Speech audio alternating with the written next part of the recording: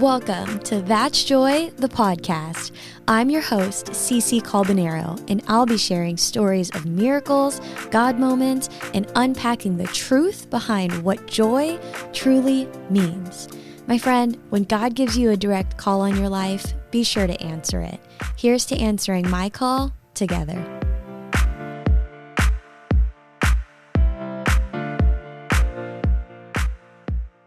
Hello, and welcome back to That's Joy, the podcast. Today is a special day, one, because it finally feels like fall outside, but two, we've got Jonathan Lutz sitting here. Hello, hubby. Hello. We're going to make this as not weird as we can and get Jonathan to show a little bit of behind the scenes of all the angles that I get to see. But today we're talking about dating. But before we get there, you guys know that we love kicking off every episode with a little joyful noise. Now, if you're new around here, if this is the first episode that you've clicked on, joyful noise is just our version of good news. What are the good things that are happening in the world? How do we highlight more of that? So I thought it would just be perfect if Jonathan shared a little joyful noise that's happening in your world. Oh, goodness. I was not ready for that question. Okay. I got a few things. Yeah. I guess these all can be lumped into one. We got a lot of travel coming up, so that is fun, exciting. We're going all over the place. Yeah. We're going to Orlando, New York, California, Los Angeles, the Bay. We're all over the place. It sounds like we hit Cabo the lottery in December. We are going for work. We will say that. A lot of it is work, but it is going to be fun because we're traveling. So that's does that count? Does that count? Definitely counts. Think so? What do we love doing when we travel? Tell them. Okay. Let's just pick locations. When we go to Los Angeles, we eat a lot of donuts. Shout out Sidecar, sponsor the pod. Very true. When we go to New York, a lot of Levain cookies. Shout out Levain, sponsor the pod. When we go to the Bay, Willie's Bagels. Shout out Willie's. Sponsor the pod, and a lot of coffee. 1 or 2 coffees a day at least. So basically it sounds like carbs and coffee for days. Carbs and coffee. We do go on a lot of walks. We get our fitness in. We drink a lot of coffee. We do work in coffee shops. So we got to have our coffee there. Yeah. We got a good balance going. But anyhow, you guys are probably like, holy moly, why has this not happened sooner? I was looking back at the metrics on just all of the episodes this year so far. I cannot even believe we're in October. But as I was looking at the numbers, I was like, man, the girlies love dating. And Jonathan's like, I don't want to talk about dating because he's just... Listen up, guys. It is currently 8 a.m. and we're recording this, and she told me at 6:30 we're talking about that dating. We're talking about this. So yeah, let's go. If I was talking about like work motivation and how to stay dialed, you'd be like, let's freaking go. Let's get the fire. Let's I'd be more prepared, or not prepared's not the word, but more fired up probably. Yeah. But we're on the mic now, so I'm good. You're good. We're rolling. But y'all want to hear more about dating. And you know what? If there's anything that I stand for, it is being somebody who wants godly marriages all over the world. Like, if I could just move a magic wand and pair people up and be Cupid in so many different people's lives, I would love to do that. I can't tell you how many times with our best friends who are single, I tell Jonathan, I'm like, oh my gosh, what about this person for that friend? Or what about that person for this friend? I mean, I'm constantly trying to think about who can work for who. I've been successful once. They got married. And then close friends would say that I'm probably far from successful. But, you know, we're doing our best over here. And I put up a poll in my broadcast channel. If you're not on it yet, or if you're not following me on social yet, follow me at C Calbanero. But you guys have dropped in a few questions that I think, honestly, a lot of girls, especially in their 20s, would want to hear from a guy's perspective. I've shared tons about my perspective, but y'all want to hear, like, what do guys think? And I like hearing that too. So we're just going to dive in. Are you ready? Let's dive in. The sun is hitting my face extremely hard right now. So Cece's going to read for a second off of her notes, and I'm going to fix this light. Fix it. All right. Whoa. Okay. So the first question is, For a guy, what's the worst thing a girl can do in a relationship? We're back. All right. Got the light situation fixed. Worst thing that a girl can do in a relationship. Before marriage, so just dating. The worst thing. That's kind of a hard question because I feel like there's a lot of obvious things that I wouldn't even need to point out. Maybe just say a couple red flags, you know? Yeah, I think hopefully nobody listening to this has these red flags, but like obvious things would be somebody who is super controlling. So like not allowing the other person to live their life. Yeah. Because I feel like that is, a lot of guys don't want that, you know? So I think that would be a red flag. So being overly controlling. Let's think of some other ones. So the question is things that girlies should not be doing in a relationship. Yeah. All right. So if they want to move to the next level, which let's be real, we don't date for fun. We date for marriage. So. Facts. Boom. That's on the Bible. So I think another one would be like expecting the guy to be perfect. That's kind of a random one, but I think a lot of, especially in the Christian space, I think this is prominent. Totally. You expect guys to be this perfect model of the Christian man, and they are growing just like you are. So they are going to mess up, and you can't be too specific about the things that you're expecting is what I would say, because a lot of girls, I would assume, do that. They think that the guy needs to be dialed in and all these different things. So, which if we got some guys listening, I would say figure stuff out, because you should be pretty dialed in across the board. But at the same point in time, you got to give some leeway on that, because obviously you're not perfect either. Totally. Do you think that guys do that with girls too? I think both ways definitely happen. I do feel like guys are a little bit more lenient on like little specific things about maybe like characteristics, or maybe a guy even says something wrong and that like makes you go down a rabbit hole of thinking something. So I think a lot of the times for females, you kind of get, obviously you're more emotional. So there's more of a thought process that might go into something that a guy just says or does on a whim and doesn't even think about it. I do that all the time. Like I do or say something. I'm known to be sarcastic and trying to work on that, but I don't think anything of it. A girl would probably think something of it, right? Because guys are totally different than girls. And the closer you get in a relationship, the more it starts to feel like you're my best friend, so I'm going to act more freely. Totally. And then that can result in, you know, saying something, doing something that might be like, oh, shoot. Or like might surprise you. No, I love that so much, because there's literal trends right now, which I'm sure y'all have seen it. But recently on the radio, I literally heard like this whole concept of 666. Have you heard of this before? Mm-mm. So there's this dating thing right now that I heard that talks about 666, which one, we rebuke that because that is not a great number. But two, it talks about and fixates on such shallow things. And so essentially it's like girls are looking for their 666, a guy who's 6 foot, has 6 figures in his bank account, and has a 6-pack. And I'm like, all right, if that is the sole thing that we are looking for when it comes to a husband, we're going to be waiting a really, really long time. And I don't know if you will arrive, you know? I feel like we have to give people, especially in dating, more of the benefit of the doubt. Like, what... I think that I wish I would have heard this sooner. Not that Jonathan wasn't these things, but even just as you navigate dating, because it's freaking complicated, especially when you're in your younger 20s too.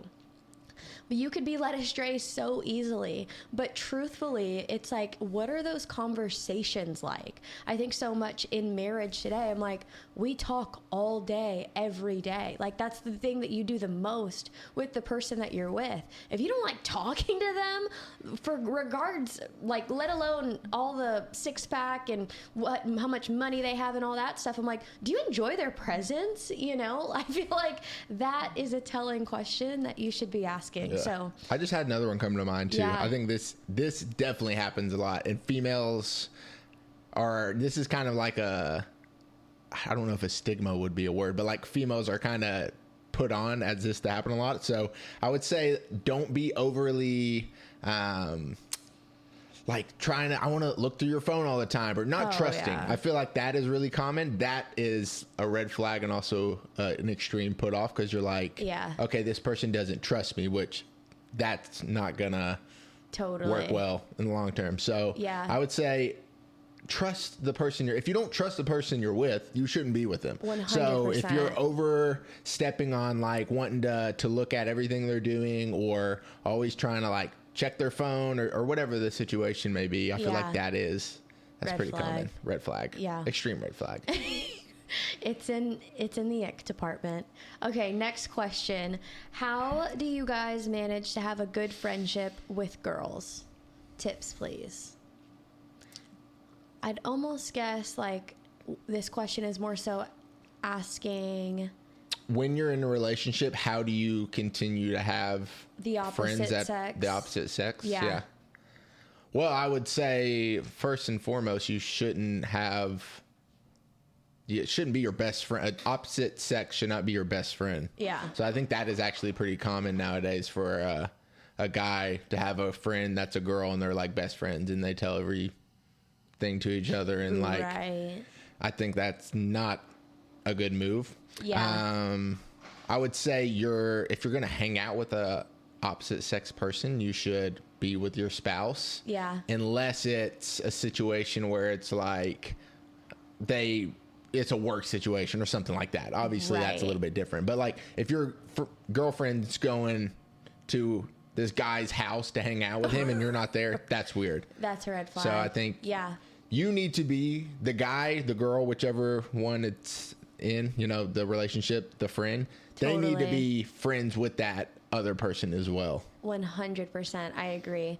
Because we have that. Like, you have Aaron that you've been really close with for years, and obviously me and the guys, Josh, Eric, Jay. But honestly, since getting married, I needed to shift my priority. And I've shared this on the podcast before, but when I was looking for a husband, I was going to church every Sunday and sitting with my guy friends. And I really felt the Holy Spirit tug at me and say, hey, look, you're not going to find your husband if you keep sitting with these guys, because without a doubt, every single time after service, people would point and be like, oh, is that your boyfriend? And I'm like, oh my gosh, no, these are like my brothers. Like, I am not dating them. But from the outside looking in, like, probably looks like I'm with one of them, right? And so that is the actual Sunday that I felt called to sit on the far left by myself, and lo and behold, Jonathan was 2 seats down. So I share that story to encourage you that like those little nudges on your heart are there for a reason. We've got to be intentional with like listening and actually asking the Holy Spirit, like, will you show me? Because I don't know. And so if you ever even have to question it, I feel like that's also red flag, Yeah, for sure. All right. Next question. How can you tell if a guy/girl is wasting your time or genuine? That's a good one. I think the only thing that comes to mind is just like intentionality. Like if a guy or girl is being super intentional with the relationship, I don't feel like they're wasting your time. What does that look like? So going out of their way to spend a lot of time with you. So like they could be doing something else, but they're spending time with you. So for a guy, they could be going to hang out with the boys and play video games or something, or watch a game, but they're like, no, I'm going to go hang out with my girl. Right. So that's super intentional. Or planning dates, things like that. Yeah. So I think specifically for a guy, if they are wasting your time, they're just it's going to be about them, like on their convenience. Yeah. No, I agree. And to add to that too, I feel like timeline with bigger conversations should happen at a reasonable time. For instance, I have had friends or just colleagues say that a year in, 2 years in, they still haven't even discussed the topic of like if they want to have kids, or like if they want to be married. And I'm just like, oh my goodness, 3 months in, I feel like we were both aligned on the things that we wanted in life. And I just feel like those conversations, especially as Christians, like we have to make sure that we're having the quote unquote hard conversations sooner, just because that's a version of wasting someone's time. If you're not in alignment with kids or no kids, my goodness, you could waste a lot of time if that other person doesn't want them, and that's your like number one desire in life, you know? So I feel like that is another piece of advice that I would just add in there. Have those conversations. Absolutely. All right. Another question is, a guy is saying he doesn't want to make it official for a while. Why? Sadly enough, I know a lot of people who have been in situationships like this who are also Christians. So share your perspective. Why would a guy not want to be? Yeah, that's interesting. My first question would be, what does that scenario even look like in terms of, are you guys just like hanging out on occasion, like texting on occasion, or is it feel like you're already official? Or what does that look like? Because, for instance, for me and you, like we didn't make it official for 3 months, a while, but I wasn't talking to anybody else. I wasn't going on dates. Like it was like we were dating. It was pretty much one of those scenarios. Like, I guess I need to ask her to like be my girlfriend, make it official, whatever. Yeah. I feel like if that isn't the case, then they're just not that, I don't know what the proper word would be. They're not that, the thought of it moving forward to something bigger isn't there. So I feel like unfortunately that's the case. If they're trying to push it off, there's something about you or the relationship or themselves that they feel like could be better. So they're continuing to push it off in hopes of something. Totally. Because I just don't, personally for myself, especially and obviously as a Christian, this is totally different than that average person. So I think as a Christian, you should be trying to find the person you're going to marry. Yeah. And if you're trying not to make it official because you're just playing around, it's probably not it. Yeah. And for the girls listening, you probably don't want to be with a guy who's doing that anyways. So would you say from your perspective, there's like a timeline from a guy's perspective as far as like, if they don't progress the relationship forward by this time, they're probably stringing you along? Yeah, I would say it's hard to say because a lot of guys may not.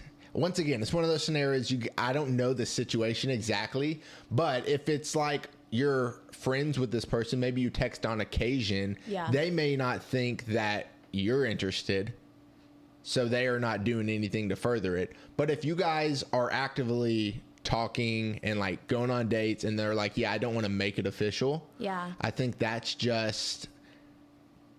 a red flag. Like that guy he's not interested enough in you to make it official, which you want a guy to be extremely interested in you and for it to be exclusive. So amen. Yeah. Make that a sound bit. But in terms of timelines, like if a guy knows you and has been talking with you and you are I think that's the biggest thing. If you are actively like reciprocating it and like trying to pursue them, they will know that. And they're gonna, personally, I would say if it doesn't happen in 2 months, like that's too long. Like they're not interested. If you are actively trying, I would say probably less than that, probably like a month. If you're actively trying and you're like trying to force it. Yeah, no, I agree. That's good. Good questions, you guys. All right. This is a good one. From a husband's perspective, what can we do to be a Proverbs 31 woman?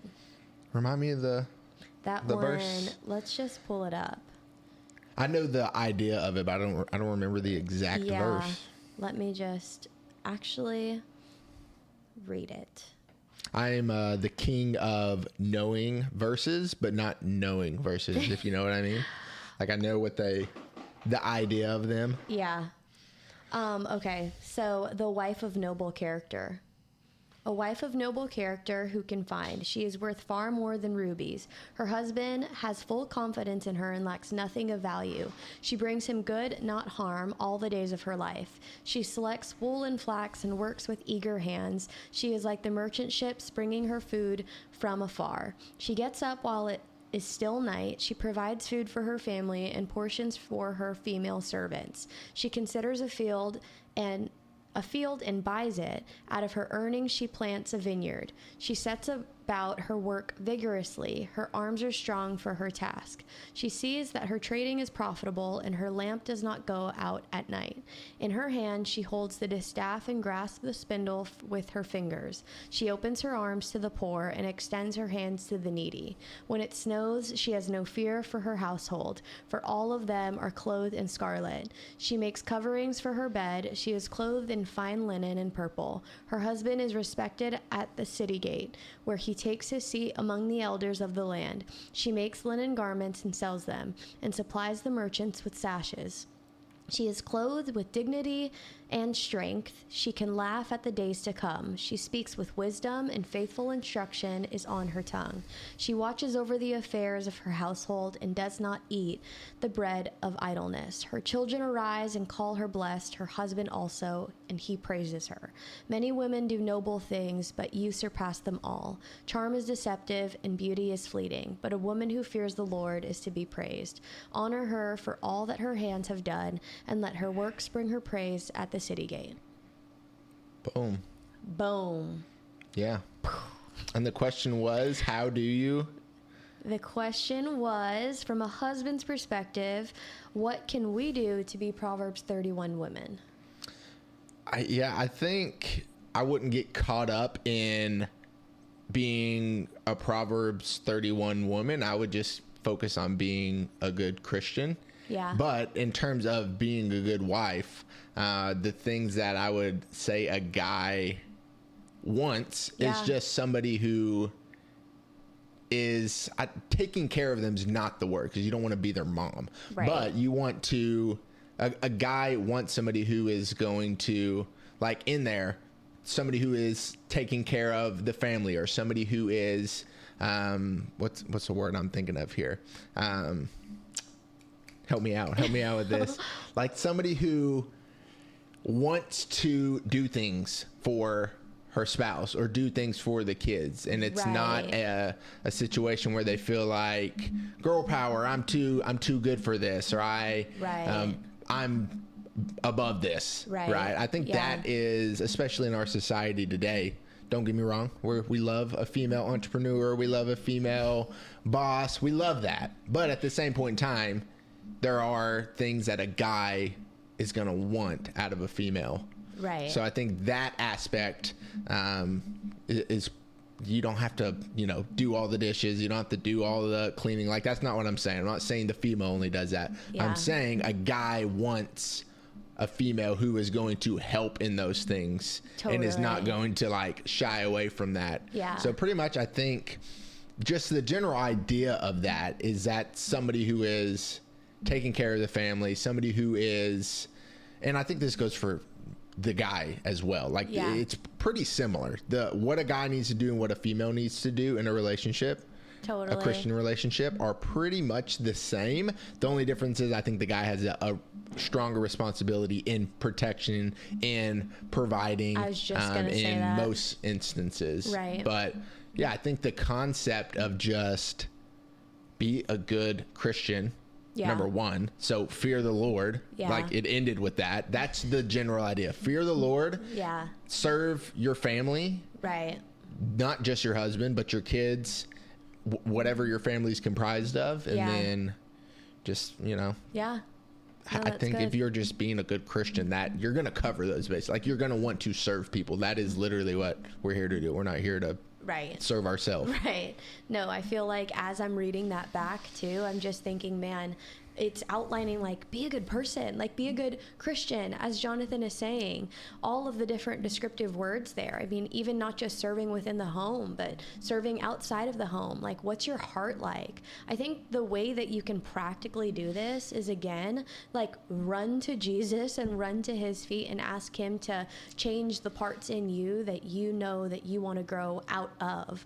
And I think that is just one of those things that comes with time, right? Like, the older that I've gotten into my 20s, the more that I've matured in my faith and recognizing that, like, okay, a lot of these habits, a lot of the ways that I'm living can't be the way that I'm living when I'm a wife. So I need to get rid of those things now. And I think it's like showing up and arriving at that person of who you want to be before you're fully there. Like the whole example that I shared when I was single, I literally, at times when I first started living with myself, I started sleeping with dishes in the sink still. And it bugged me, but I still did it. And I was like, wait, I hate that I do that. And then I had this whole little heart check where I was like, man, I don't want to be the wife one day that leaves dishes in the sink. Like, I want to make sure that the house is clean and things are put away. And that is something that I worked on, and the Holy Spirit checked me before I met Jonathan. And now together, we are people who don't leave dishes in the sink. And we're not like absolutely perfect. There are one-off pans here and there, but our habit is we put things away, we start the dishwasher, we unload it every morning, and that's just something that we do. And so I think that, like he said, instead of getting hyper focused on like, oh my gosh, I'm not checking all the boxes, just allow God to work on your heart, and from there you will show up as a good Christian, and then therefore lead to a good wife. And so hope that helps, but that was a really good question. Yeah, I think that's a good point too, just in general, the like changing things before. Like, don't wait on yourself to get in a relationship to do things. Right. Like, become the best version of yourself now. Yep. And not only is that going to bring you value in the future, but that's going to attract somebody who is a higher value person. 100%. So if you're like a person, for example, a person who puts the dishes away at night, that requires a level of discipline to do that. Exactly. Like, you're not going to sit on the couch and scroll TikTok instead of put the dishes away. Like, it requires a level of discipline. So you're going to attract somebody who has more discipline than the average person. Yeah. No, so you also think about it that way. Like, you're not only helping yourself in the manner of the future, but you're also going to create a better scenario from a spouse. Right. No, that's so good. All right, the last question that we have here is, what's your favorite thing about being Cece's husband? Favorite thing? This one, I'll say two things. I could list off a few things, but this one is like a selfish one, because I think I don't think I could function in my life if this wasn't the case. And that is that Cece is extremely driven.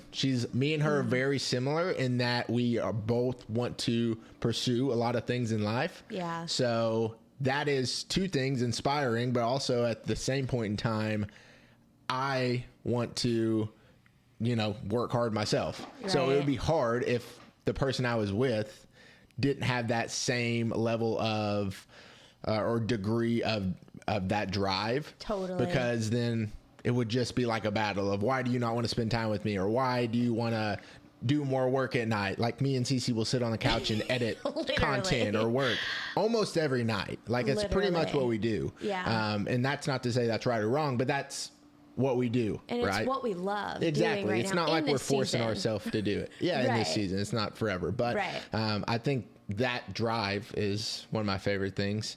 And then my favorite other things about being married to Cece, I think this just in general, I don't know that this has to do with being married, because I think you're the same married as you were before. Yeah. But I think just anybody who knows Cece, she's extremely, I can't think this morning. It's too early. My brain is not functioning. You know how sometimes your brain's firing and I'm like, I got these big words. I have a pretty good vocabulary, guys. So I can't think this morning. But Cece is selfless. That's the word. She is always serving other people. Like, if there's a work thing, she's going to make cookies and bring cookies, even though she doesn't have to. She did that last week. If there is something going on at my family, she's like, let's make a charcuterie board. I'm like, I don't want to. She's like, I wanna. So like that kind of stuff. And obviously she does that stuff for me all the time as well. So I think the selflessness is so sweet. one of my favorite things. There's a lot of different things. Yeah, marriage is fun. I just feel like one of my favorite things nobody asked is that you literally have a partner in everything. And fortunately enough for us, like we get to do a lot of work stuff together, which in the past I would have thought like, oh my gosh, that would be way too much time spent with someone. But now I'm like, holy moly, the fact that we get to work on the same thing together, I feel like strengthens our marriage. Like I feel like in 20 years we'll be like, oh my gosh, remember when we were starting the business from the ground up? Like that has made us so much stronger together just because of the things that we'll go through and that we are going through in building a business and doing that. But if I want to go to the Indian restaurant or like make a pizookie, I'll look over, we do a little side eye action, and we know that we're immediately like, yeah, let's go do that. And so it's just fun having like a best friend to literally do everything with. And there's so much more, but thanks, love. I could say the same about what you shared too.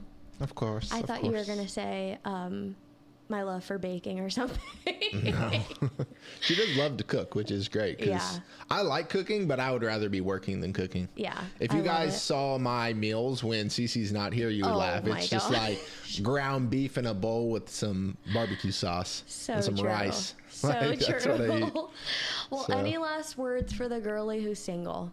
For the girly who's single, I would say focus on yourself. Focus on improving areas that you know you need improved, and then strengthening every area. Because I think the biggest thing people get caught up in is like always trying to find somebody. Yeah. And they don't attract anybody because they are not where they need to be. That's so like a word. That was good. That was You're really trying to good. find somebody, but you ain't attracting nobody. Come on. Mic drop. No, but I do think that is the biggest thing, because so many people are just, frankly, you're an average person. Right. And it's going to be hard to attract people when that is the case, especially nowadays. People have higher standards. That you can say that's good or bad, but that is what it is. True. So why not become the best version of yourself? Come on. I think that's it.